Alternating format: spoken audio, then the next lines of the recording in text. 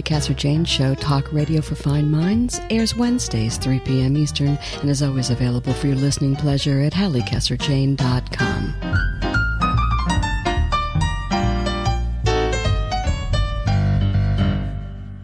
And thank you so much for joining me. I am Halli Casser-Jayne. Today on the Halli Casser-Jayne Show, I will be speaking with the man considered to be one of the finest spiritual guides of our time, a consummate storyteller, and an eloquent spiritual teacher.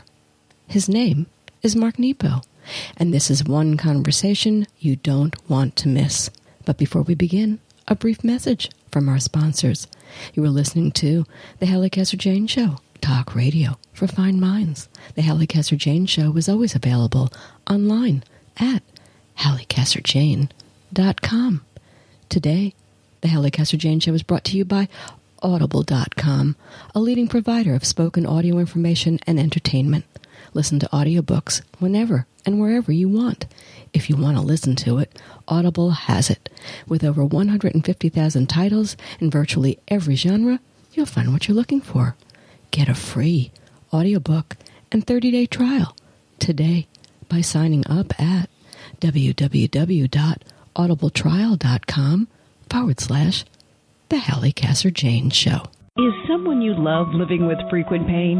Are they spending more time just sitting in a chair or lying in bed or going to the ER more often? Other than taking them to the doctor, you may not know what else to do. Treasure Coast Hospice can help in more ways than you may realize.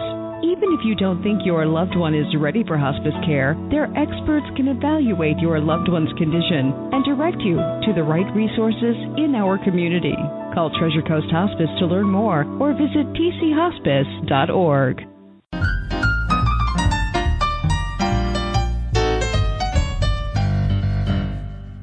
Poet, philosopher, author, cancer survivor, Mark Nepo has been breaking a path of spirituality inquiry for more than 40 years. He has inspired readers and seekers all over the world with his book, The Book of Awakening, which in 2010 catapulted to #1 on the New York Times bestseller list when Oprah Winfrey chose his book as one of her ultimate favorite things.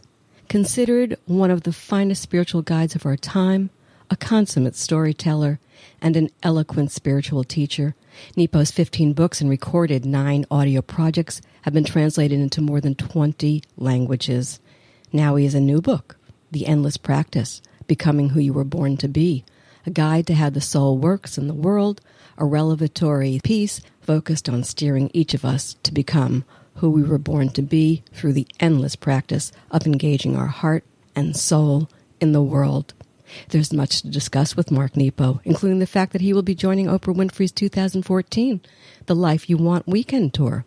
Let's begin our conversation. I want to welcome to the Halli Casser-Jayne Show, Mark Nepo. Hi, Mark. Hi, it's wonderful to be with you. Well, it's my pleasure to have you here. I am such a fan of your work, as so many are. And a question I have to ask you before we even go anywhere with all of this is if you were born with this deep understanding of how the universe works and your poetic wisdom, or is that something acquired through your own trials and tribulations in the vast conspiracy called life? Talk to me.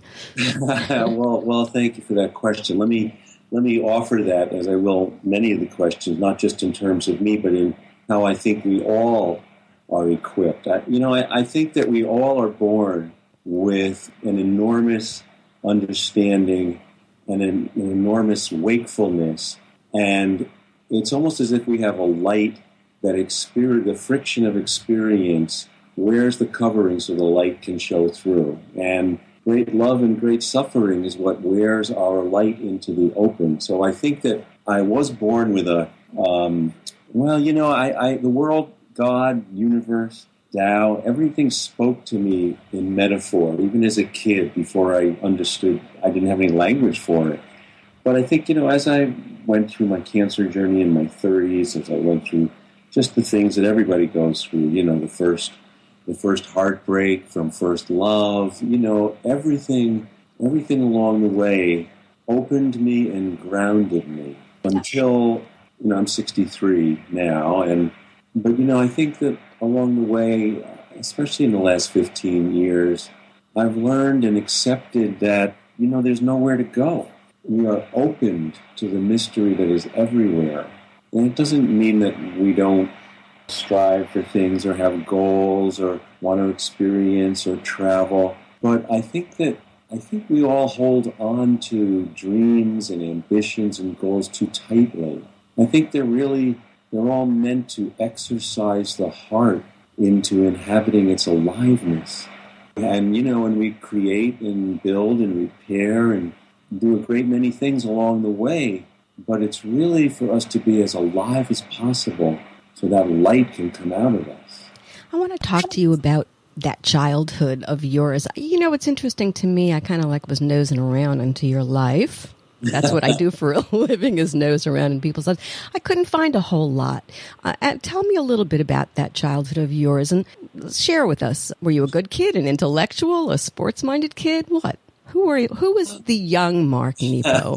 Well, I think I was a little bit of all those things. I think that, as a boy, and I grew up on Long Island, outside of New York City, a mystical little boy who didn't know what that meant, born to agnostic/atheistic parents, Jewish. And, my father, I lost my father past September at 93, and my mother is still alive. She's 88.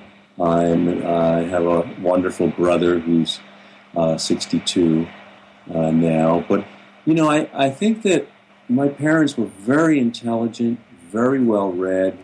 My father was a gifted high school teacher at Brooklyn Tech High School, a master woodworker. And my mother was very gifted with her hands and was a bookkeeper and a quilter. But they were very literal. They really responded to the facts of the world. And, of course, they get a son who speaks in metaphor. And so I'm sure it wasn't easy for them. In a lot of ways we didn't speak the same language for a long time. I'm not sure if we ever spoke the same language. So I'm not sure, they knew exactly what to do with me. Gee, I can relate to that. Yeah. Totally. That makes for some very interesting transition from childhood to teenage years to adulthood. How did that go, that transition? Well, I think that, I wound up playing basketball in high school and in the beginning of college till I tore ligaments in one of my ankles, and that kind of ended my basketball career. But, it was interesting because even as a kid, I loved basketball, but I wasn't too interested in winning.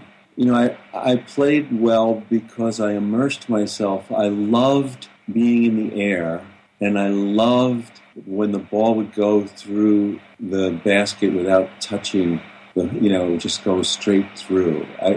And I think that, that's kind of indicative, I didn't know it at the time, but of really just, this kind of edge between the inner and the outer. That's what I loved, really just experiencing that. And, I really started writing poetry because the first woman I fell in love with broke up with me and broke my heart.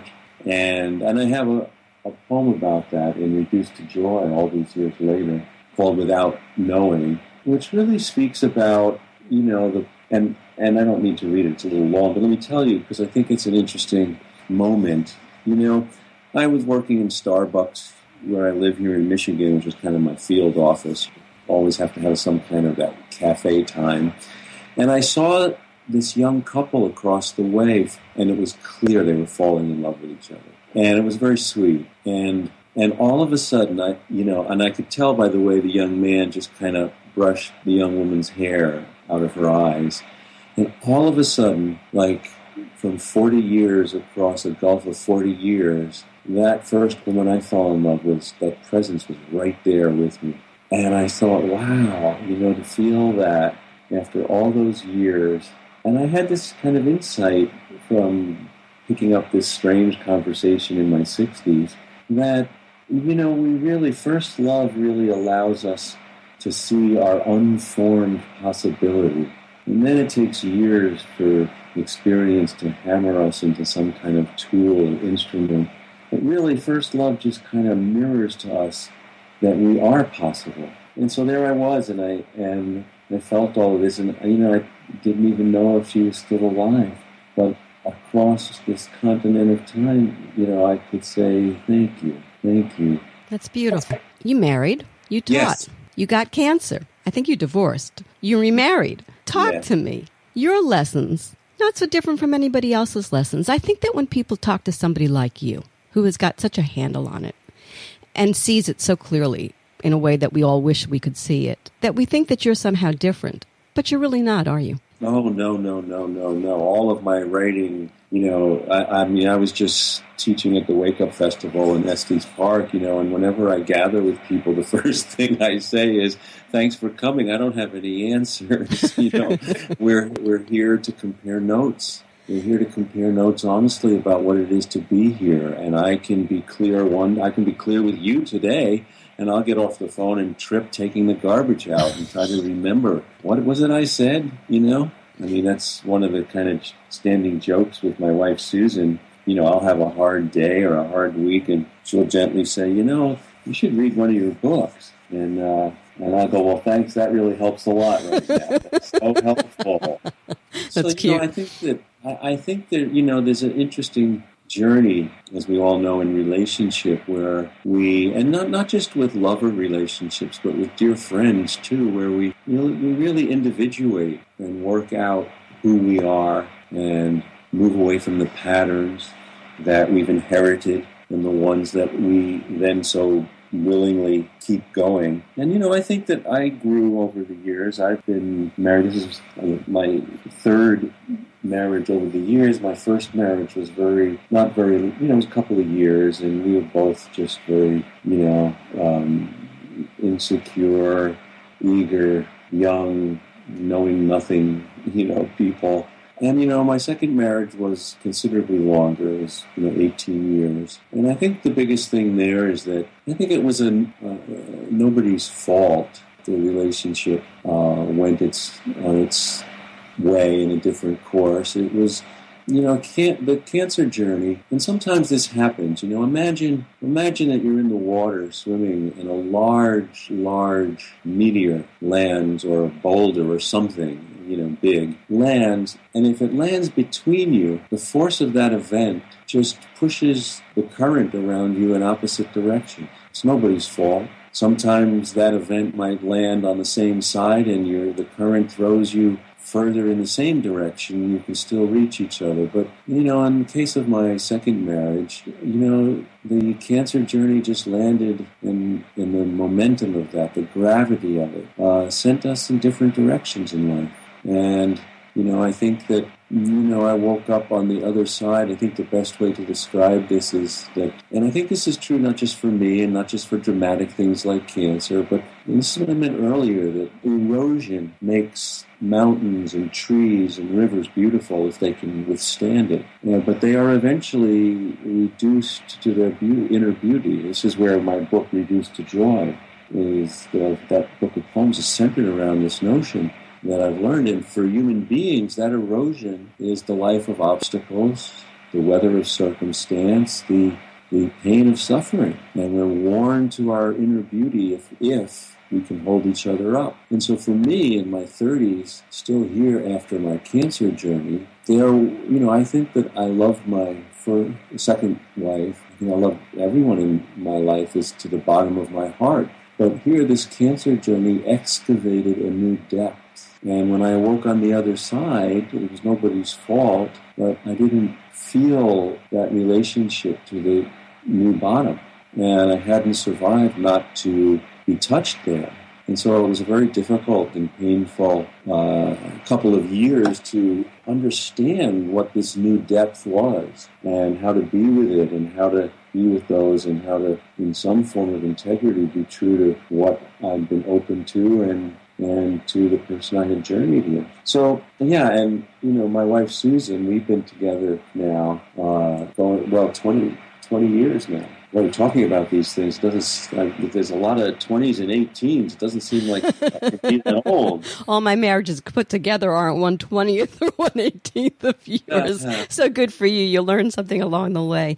Why do you write? Talk to me about why you write. I I write to be as close to the pulse of life as possible. This really gets to a big learning for me through my cancer journey, and that is that writing, the life of expression, is how we stay as close to aliveness as possible, as close to others as possible. It's not, when I was young, like everyone else, I thought it was to produce great art. That if I worked hard enough and long enough, maybe after a lifetime I might contribute a great poem or story or something to the world of literature. But then a funny thing happened, almost dying, being on that precipice. It wasn't about trying to write great things. Now it shifted. Now I was needing to discover truth in order to live. Now expression took on much greater meaning. It wasn't about what it produced. And now all these years later, I want to be the poem. The writing is the means of inquiry. So I write because in a lot, all the spiritual traditions, very contemplative practices, many of them instruct you to, not hold on to your thoughts, to try to drop everything. Well, I get in that space and I just take notes. And the trail are the poems and the books. The Book of Awakening, groundbreaking for many. But how about for you? Look what that book did. Oprah, enormous success. Could you, first of all, have ever imagined what happened? Oh, no, not at all. Right? And then I have to ask you, so how did it change the metaphor that is your life?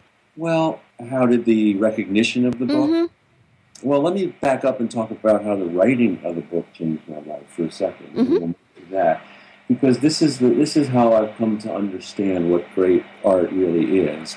Great art is not what's produced. Great art is any active expression in any form by which the person it moves through is changed for having carried it into the world. That's the transformative quality of what comes through us. It's great if we're changed for having encountered it. So, having written that book, which really, it took me 3 years back, it started it in 1997. And it was after my cancer journey, and I had seen day books everywhere in recovery rooms and waiting rooms. And, in the lay population that was recovering from anything, these books were used. They were beat up. They were in cars. They were in bathrooms. They were in kitchens. And it just like it struck me that if I could fill that form with small doses of what mattered, it would be a way of giving back. It would be a way of having something be helpful, not just to people going through life-threatening situations, but to anyone on the journey. And that's how, and so actually the writing of it was quite a rigorous, because you would think it's one little entry for every day of the year, so it seems small. Well, as soon as I got into it, it's enormous, because there's 365 of them. And so I was scoured clean by bringing this out. So, and then it had a life of its own. And I think the discipline in writing it was not to stick with it. It was only to write when it was coming from my heart. As soon as it moved up into my head, the discipline was to put it down. Because my hope was that every single day, every single entry, I hoped this for all my writing, was coming from the heart. So now you fast forward, and it was in 2010, the book had been out for 10 years, when Oprah discovered the book and, kindly related to it. And of course that, my work had some kind of following up to that point. But certainly, it just went to a whole another level. And how has that, changed me or changed things? I don't think it's changed me. It's been a blessing that has, just my opportunities to be with people, to be with someone like you, the ripples have just been enormous. And so I'm blessed to be able to teach and write full time and travel to different places to be with people. But, I have to say that in the large scheme of things, throughout history, for every someone like me, there's 10 other amazing voices who we'll never hear of. For every Walt Whitman, there were 3 that we don't even have their work. And for every, and then you go back in a different way to, so let me put this in perspective, and then we'll come back to the present. But, 5 years on the other side of my cancer journey, I was going for a checkup. And, they're always nerve-wracking because I thought I was fine when I was told I had cancer. So every year you go back and it's like, I feel fine. So anyway, I went through my checkup, and my blessed doctor, my oncologist, said I was fine, and I'm taking a huge relief. And I go out to leave the practice, and as I walk into the waiting room, there's a woman who collapses right next to me. And there's a code red, and everybody swoops her up, and there's all kinds of things, and all of a sudden I'm left alone, standing there before the door out into the world, relieved that I'm going out into the world. And how do I ever forget that what's happening to her? That she was scooped up, and God knows if she even made it. And so, but for a hiccup of God, she could be talking to you, and I'd be gone. So I never take for a second for granted that it doesn't have to be this way. And, I'm forever humbled and grateful that, I consider myself an inner pioneer, an inner explorer. And so, I just keep doing the work and trying to keep people company, and very grateful that all this has somehow happened. Right. There's no doubt that you're a wise man and that you've learned well from the lessons of your own life. I love the fact that you've decided to give back what you've learned. But when I read you, Mark, I think of you first and foremost as a poet. And I want to talk to you about that, because what came to my mind in all of this is that there's a difference between how a poet sees life and how those who are not poets see life. Are you more in tune with the metaphors of life? And each of our lives is a metaphor, for sure, I believe. But each is lived in our own particular iambic pentameter, too. And is that how your rhythm is just slightly different than the rest of ours? The view from your I have to say, the view from your heart, your eyes, and your words, as I've read them and have gotten to know you and studying you, is phenomenal. Talk to me. Thank you. I think that I've been blessed to see the world in metaphor, and that is, and all spiritual traditions talk about this with different language, but everything's connected. And the role of the poet is to praise, reveal, and repair the connections. And everyone in their heart is a poet. Everyone knows, whether you're right or not, everyone knows. That's why the work resonates, because when I reveal a connection and you see it, you know it. You know it directly from your own poet's heart. So when I can go deep enough, this is the thing that is key in how I understand the connection between human beings, is that when I can go deep enough into me, I find you. And when you go deep enough into you, you find me. So what does that say? That says that, I can get stuck in my own personality. I can get stuck in my own story. But if I go honestly to the depth of my own story, my own life, I touch on the place of all souls. I touch into the well of everyone. And that common pool of spirit is where we all drink from, paradoxically, in our own solitude. But that's where we know each other. So when I can touch on that, that's why in those moments, I often have people kindly say, well, God, it seems like you wrote this one just for me. Well, I'm not that smart, but that's why. Because when I touch down and work with what I've been given, and I can touch into that common pool, well, we drink from the same pool. We drink the same water. Now, from there, we know each other. So in a second, let me throw this in then. You, of course, recognize that at the end of the day, as separate as we all think we are, we're really not separate at all.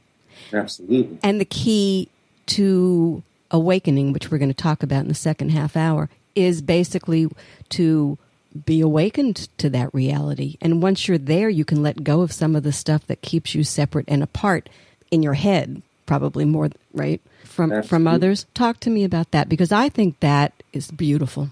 Well, I think that's kind of the spiritual physics of things. The way gravity can't be argued, I think this is a fundamental spiritual principle, that we are at heart the same. And, there have been basically two kind of camps throughout history in this regard.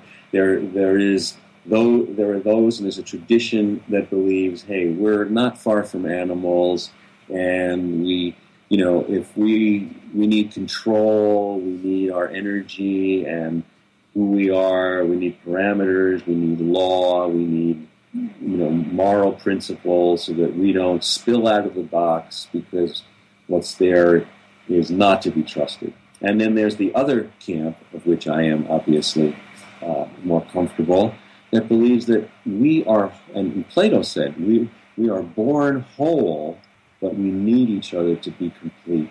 And it's the life of experience that completes us. So it's like, it's like a match. The match inherently has light, but until it strikes against something in the world, that light is not revealed. And just like that, our light is revealed when our gift strikes against the needs of the world. Yeah. Yeah, I'm thinking. I'm taking it all in. I'm drinking. I'm supposed to be doing an interview, and I'm listening very intently. Talk to me about this. Well, that's my job, right? Why are we a mystery to each other and to ourselves? That seems like a joke of the universe in a way, that we have to work so hard to unravel the mystery. What are your thoughts? I think that's because we get sidetracked. And this has happened forever, and this is part of our work that no one can avoid, that many of the ways in which we are asked to work and strive and build and create and repair, they're all necessary ways to engage us full and wholeheartedly in this mystery of life. But not, we tend, like, if I want to work towards something, then all of a sudden what I want becomes the God, when it's just a vehicle to immerse us in life more completely. And through those vehicles, through those efforts, we touch into grace. We touch into grace and find each other. And this is, like it or not, great love and great suffering open our hearts.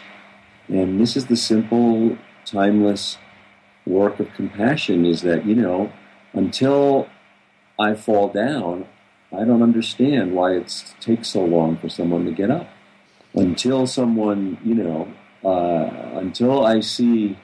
I have a little bout of something, pain in my back, I don't have patience or understand why the old man in the grocery store takes so long and holds everybody up to make it from the register to the parking lot. Yeah, but once I have a twinge in my back, now I get it. And now, even if I don't know his name, we're connected. So the more experience we have, that we don't fight and bury, because we live in a culture that runs from its feelings, when it's through the life of feelings that our connections are revealed. And once they're revealed, they can't be hidden again. They can't be hidden again. Before we go to break, here's my question. If we have to ask ourselves only one question in our lives, what do you think that question should be? I think that question should be how. Well, it's got to be a two-parter for me. Go. You're allowed. All right. The first part is, how can I open my heart to the living universe? And the second part is, what kind of bridge can I be? Say that again. How can I open my heart to the living universe, and what kind of bridge can I be to other living things? How can I be a connector? How can life move through me to bring living things together? not just out of altruism, but because through an open heart, we feel and find and refine our place in the universe. And by bridging, also not just out of altruism, we also find our connection, our living connection to everything else in the world. And that's the source of resilience, is the connection. You know, when a fish is swimming with the current, it's useless to ask how much is it going under its own muscle and how much of the power of the current. In that moment, it's the same thing. And it's the same thing when I love you. In that moment, I am in the stream of everyone who ever loved. And the same, paradoxically, when I am not drowning in my pain, but facing my pain, I am in the river of everyone who's ever had to face pain. And there is a buoyancy there that is the source of resilience, because we are not alone. And it's when we retreat that we double our pain and we double our isolation. And let me, as we were saying earlier, everyone does this. I do this. Everyone does this. The same way that you inhale and exhale, the same way that our muscles expand and contract, the same way that we blink how many times a day. The heart opens and closes. That's how it breathes. So it's not about being in a permanent state of openness. It's the dynamism of being human. It is staying engaged in the opening and closing of the heart 100 times a day. And the life that's pumped through us when we can stay committed to that practice. I'm speaking with one of the great spiritual minds of our day. His name is Mark Nepo. He's out with a new book, every bit as fascinating as those which preceded it. The title, The Endless Practice, Becoming Who You Were Born to Be.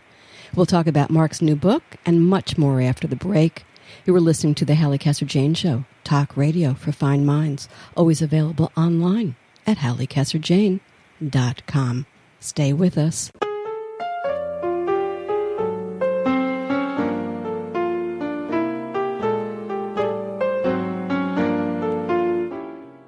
You are listening to Bits. A little bit of knowledge goes a long way. I am Halli Casser-Jayne. Today's bit comes from World War I soldier and poet Siegfried Sassoon, who said, "Oh, but everyone was a bird. The song was wordless. The singing will never be done." I am Halli Casser-Jayne, host of the Halli Casser-Jayne Show, talk radio for fine minds, bringing you bits on the art of the poet. For more bits on a wide range of subjects, visit hallicasserjayne.com.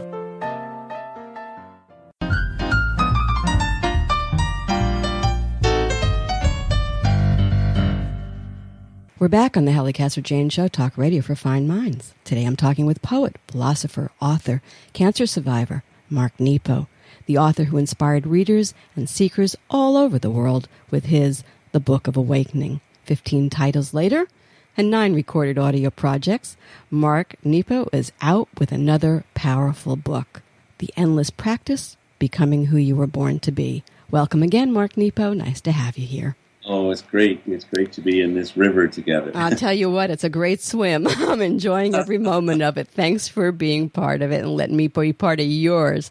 So, Mark, why this book? Why now? Is there a story behind it? Well, yeah, after a while, when I was young, of course, like all young writers, I just worried if I would ever finish a single book. But, having been in this river long enough, that's not a worry anymore. This is the space I live in and swim in. And the truth is, whether writers admit this or not, I will, that, I think we write about what we need to learn. I don't write because I have great conclusions to offer.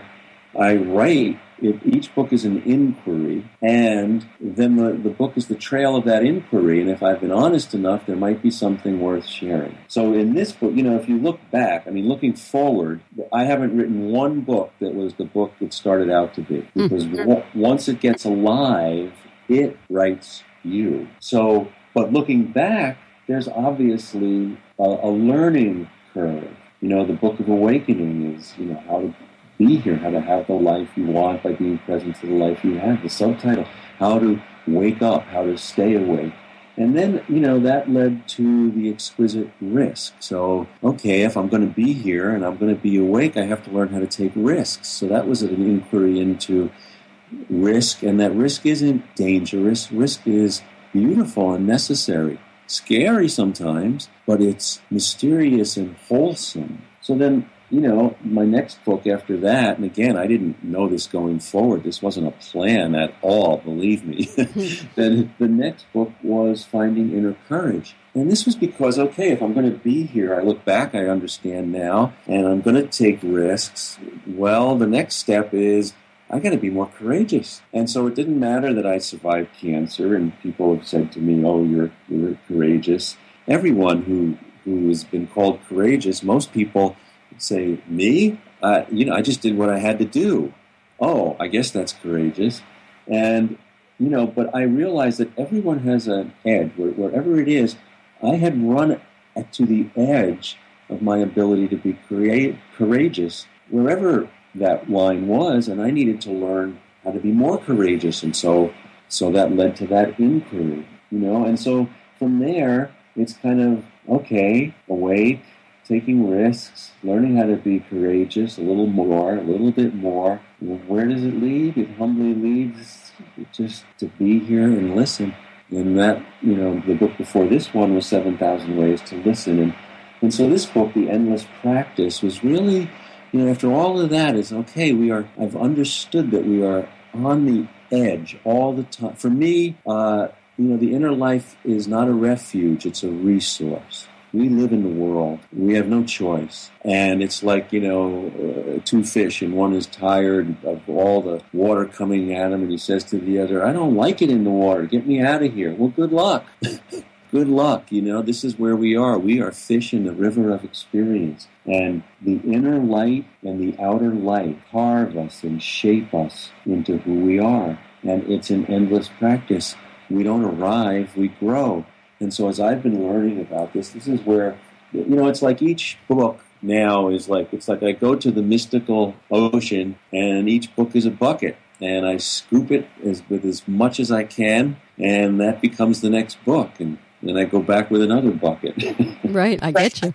I totally get you. You kind of defined what the endless practice is, the ongoing work, but talk to me about becoming who you were born to be. So were we all born to be something? Is that where you're going with it? And we are all born. Every person, I believe, is born with a deep and unfathomable gift. And while in nature, the Mechthild was a female mystic in the Middle Ages, and she said, birds do not fall from the sky and fish don't drown in water. Each of God's creatures must find its God-given element. And it's easy for fish and birds in that sense because they know what their element is. But the mystery and added gift and challenge for human beings is it's not really clear for us. It's not really clear for us where we will fly or where we will swim. And so we have to go on this journey, this endless journey, to figure out and discover how that light that's in the match of our soul, what do we have to strike against for that light to ignite itself? And of course, unlike a physical match, once the light, the match of the soul is lit, it stays lit. It stays lit. So we are in this journey of being loved and worn, open to our gift. And we're also the only creatures that can be the living dead. So, when an animal doesn't live in its element, it dies. It physically dies. We have this consciousness. We have this amazing gift, and if it's not used right in a proper way, which I mean by that is wholehearted way, then we still walk around and we pay the bills and we have conversations, but the light's out. The light's out, and it is so painful. But the beauty about being a soul and a body in time on earth is that at any moment we can come back alive. And this is the endless practice. The endless practice which no one can tell you or me how to do. We can talk about it. But what's universal and so life-giving is also very, very personal. Each of us has to find our own particular practice of how to inhabit this gift we've been given. So to become who we were born to be, it's not like, oh, I was born to be president, or born to be a painter, or born to be a poet. I was born with this mysterious light and warmth and unnameable spirit. And what do I have to do willfully, and also what I can't help will happen to me, how I receive what happens to me will let that light out. And when that happens, I have moments of oneness and whole living. So and I'll stop after this, but this one is that I have come to understand eternity not as the unending sequence of time, but as the moment inhabited so completely that we experience all time. Wow, that's fascinating. I think you're the first person I've ever heard say that. That's original. I love originality, and I love that. But you just said eternity. I want to talk about now. I want to talk about the moment of now. With now, there's no place to go. Yeah. So this is the thing about, and why so many of the traditions speak, and all the spiritual practices try to return us to now. We kind of made a little bit of a cartoon out of this, as it rightfully has a lot of attention, but without really being with it, it turns into a cartoon. It doesn't mean that I can just wildly be in this moment and have no sense of past or future and no emotional responsibility to anyone. It's not a license just to be wild and crazy. Being in the moment of now means that I am so present that I actually feel not only my life, but by opening my heart, I also feel other life. This is the moment when when suddenly I might know you and we might talk, we might have coffee weekly, but then one day when you're exhausted and I'm a little heartbroken and we look into each other's eyes a little bit longer than normal, and all of a sudden we see a depth where we not only understand each other, but it ripples into the depth of everything around us. Or when I'm in nature and I'm like last week I was in Estes Park and teaching, and the light at the end of the day on the top of the mountain, and I slowed enough to take that in, and all of a sudden I could feel the age of those mountains, and I could feel how small and yet eternal my little and big soul was. I was feeling the mountain. So this is, the power of now opens, as Eckhart Tolle, of course, it opens us so deeply. But it's like when you climb that mountain, when you're in the presence fully of any moment, we have different eyes, we have different ears. So I can see farther and I have a perspective of the landscape when I'm on the top of the mountain. And now with that perspective, so when we can inhabit a moment, not only do we feel it, but we make different decisions with that view. We make different decisions and we feel differently. And again, nobody can stay there. I don't believe in a arrived state of enlightenment. I believe that being human, part of this incarnation is that we have moments of being enlightened, that is, the light from within meets the light from without, and then we trip. And I'm clear, and then I'm confused, and I'm sensitive, and then I'm numb, and I'm agile, and then I spill soup all over you. And back to the heartbeat. Right? Right? Yeah. Exactly. Yeah, and so the journey, the endless practice is also a practice of return. We need the skills. Medieval monks used to say, when asked, how do you practice your faith? They said, by falling down and getting up. I love that. By falling down and getting up. I like that. And that takes courage, which is something we're going to talk about in a minute. Two quick things. I only have time very quickly to get there, but I wanted to go there with you. You say in the beginning of the book that all we need and dream is right before us. Dreams normally are thought of as something we desire. And so what does that mean that our dreams are right here before us in the now?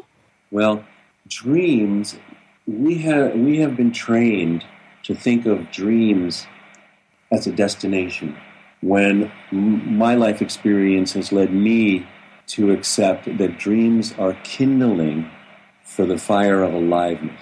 I'll tell you a quick story.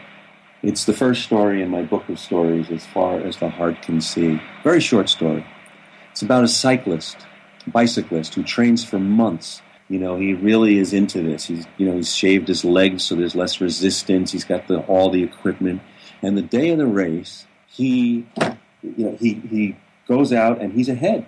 And as they go through the countryside and they come over a mountain and down into a valley, he's actually so far ahead that for a few seconds he can't see the other racers. And just as he comes to the bottom of the turn, a huge, great blue heron with its wings spread swoops over his handlebars, and it stuns him.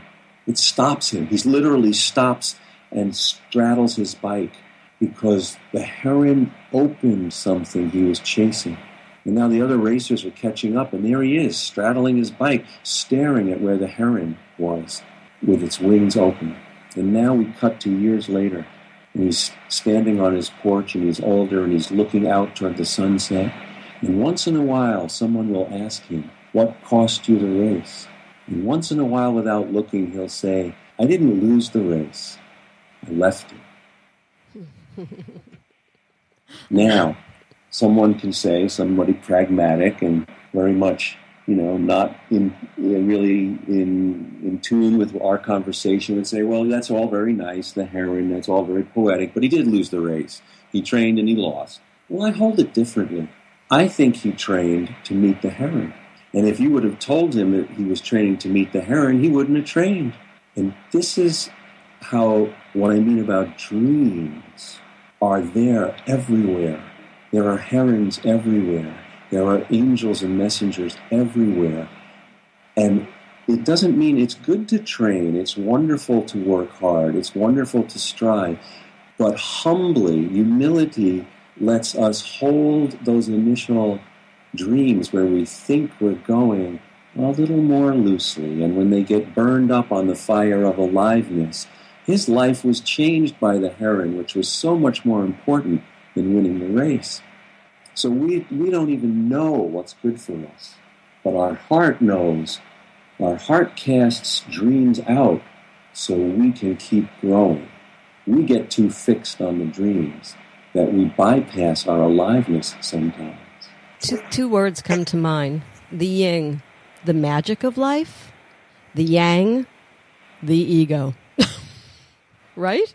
Well, yeah, and so, this is the thing, is that we all have to have, when we talk about ego, I think that, we tend to talk about it as the misuse of ego gets the full name. But, we all have to have, just like every boat has to have a rudder or a steering wheel, we have to have an ego, but we are not very good at developing it as a conductor of the many voices that live within us. Usually what happens, and I know these things so well because I violate them all the time, so usually what happens is when one voice within that chorus that lives in us gets so loud, we let it take over as conductor. And that's the misuse of ego. Right. And it happens way too much. Let's go back to The Endless Practice, this wonderful book. You offer 6 practices that can guide one on their journey to self-discovery. And I wish we had time to go through them all. We don't. But let's take one or two of them and maybe you'll, or maybe just even one to embellish on. And I was wondering if there was one. The one that comes to mind to me is about courage. I love the practice of courage. Sure. I'm a fairly courageous lady, and there's nothing that stops me. And that's one of the questions that I get a lot from people is, boy, you sure have courage. Where do you get it? Who knows where you get it? Tell us where we get it and how to achieve it. Well, courage, and this helped me really write that whole book on courage, which led to these insights. I think the insights in The Endless Practice about courage are a result of that previous inquiry. And so that the original word for courage, C-O-R, in the Latin means heart. But the original idiom, that is the way it was first used, courage meant to stand by one's core. And this has helped me tremendously in terms of understanding inner courage. Because what that means is when we stand by our core, we stand close to the foundation of all life and all courage. It's like a tree that's rooted in the earth. It has the stability of the earth that holds it up, not just its roots. And so when we stand by our core, we feel that stability. And like a tree, our branches and our leaves may get all tossed about and even broken by a storm, but not the trunk, not the roots. That stays solid. So, when we stand by our core, the outer acts of courage that we all see and running into a building to save someone, they're the plants that break ground, and the soil is the ground of inner courage. The courage to be who you are, the courage to put down our judgment and our assumptions so we can keep learning, the courage to listen to other points of view. There's a great early Zen saying that says, when in an argument, never side with yourself. And it's hard to do. I love that. That's funny. Yeah. When in an argument, never side with yourself. It doesn't mean that you don't stand in your own convictions, but as John Kabat-Zinn, who I love, has said, if you stand too much in your convictions, you'll be convicted. You'll be convicted by the weight of your own opinion. So we are courage at the level we're talking about here is a practice in openness. It's a practice in being porous. It's a practice in finding where we're connected, because that's where the resilience shows itself. And I love, as I mentioned in the new book, Mother Teresa's anthem was that courage is doing small things with love.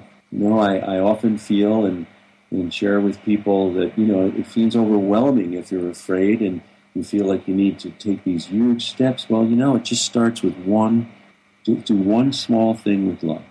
Stand by your core and do one small thing with love. And the next thing you know, someone's saying, hey, that was pretty courageous. And you go, what? Let me bring this up, because if we're talking about courage, because this is one of the other practices, the practice of opportunity encourages the trust, I love that word, trust, that's so hard, to follow your heart.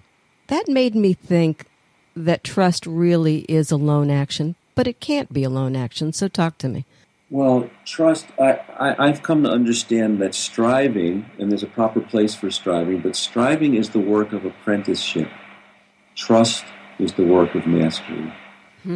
Trust, we are asked continually in this life, we will lose our trust in life itself, and it takes inner courage to restore our trust in life. And, I know from my cancer journey, when I was terribly broken, that to be broken is no reason to see all things as broken. That when I'm broken, and when I'm not trusting is when I need everything that I'm not. I need everything that's not broken to heal. So trust is opening our heart when it's closed. Trust is, this is one of the things, okay, that we all do this. But very often we take our experience, especially our painful experience, and rather than learn how to negotiate difficulty in life, we elevate that experience as a code to live by. So if I burn my hand on the stove, rather than learn how to better use heat, I teach my children, stay away from stoves. They're dangerous. And then if they don't question it, then they teach their children that stoves are evil. So now all you have to do is replace the word stove with whatever you want. Love. I burn myself in love. And now, rather than still believe in love, I say, love's pretty dangerous. You got to stay away from love. And then I teach my children, well, all right, if you want to, go ahead. But, I don't know. I wouldn't trust that love thing. And then if they don't question it, they teach their children that love is evil. So courage and trust, the real ground of it, the real practice of it is when we're hurt and not trusting, and how not to lose faith in life because we've had a bad experience. And we need each other this is not easy. So, it's easy for me to talk about this to you now when I'm in a good space. But I need to remember it, and I need for, my loved ones to remind me so I can remind them when it's not so clear. Fascinating. Let's end with the beginning. Might we agree that in the end there's always the beginning? And if we're all essentially seekers of what? Peace? Is there peace to be found in the acceptance of there's always a beginning? There's always a beginning. And I would say that the beginning is not behind us, but about to open within us. I love that. Do we have time to close with a poem? I would love a poem. Well, let me share this poem. It's from Reduced to Joy. It's called Where is God? A question that has always been asked, can never be answered. This won't answer it. This is a conversation with that great space. Where is God? It's as if what is unbreakable, the very pulse of life, waits for everything else to be torn away. And then, in the bareness that only silence and suffering and great love can expose, it dares to speak through us and to us. It seems to say, if you want to last, hold on to nothing. If you want to know love, well, let in everything. If you want to feel the presence of everything, stop counting the things that break along the way. Mark Nepo says so many incredible things. One of my favorite quotes from his new book, The Endless Practice, Becoming Who You Were Born to Be, is, there's a sweet ache to being alive that lets us know we are here. Mark Nepo just might be coming to a city near where you are when he joins Oprah Winfrey's 2014 The Life You Want Weekend Tour. For details, be sure to visit Mark's website at marknepo.com. It was a delight speaking with you, Mark. Thanks for being my guest on the Halli Casser-Jayne Show and bringing to talk radio fine minds such as yours. You've been great. Oh, well, thank you. It was a joy to delve into all this together.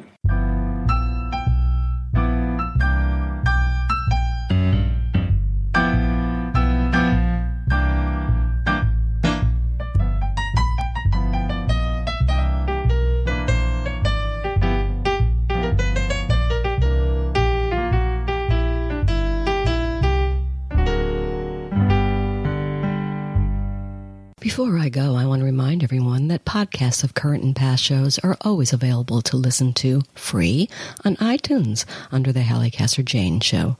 The Halli Casser-Jayne Show is also available for download via Spreaker.com, Stitcher.com, blogtalkradio.com, and a host of other venues. Google the Halli Casser-Jayne Show, and you will find us. Of course, podcasts of our shows, both past and present, are always posted for your listening pleasure at hallicasserjayne.com, which I hope you'll visit often for the latest information on our upcoming segments. Oh, and while you're at hallicasserjayne.com, don't forget to visit my blog to read my latest musings. I'll be back next week, same time, 3 p.m. Eastern, for another edition of the Halli Casser-Jayne Show, Talk Radio for Fine Minds, brought to you by Audible.com. Get a free audiobook download at www.audibletrial.com/The Halli Casser-Jayne Show. Audible.com features over 100,000 titles to choose from for your iPhone, Android, Kindle, or MP3 player. Stay in touch, won't you? Remember, that's hallicasserjayne.com. Discover us on Facebook at Halli Casser-Jayne and on Twitter at HalliCJ. I love to hear from you. So, till we meet again, this is Halli Casser-Jayne. It's a wrap.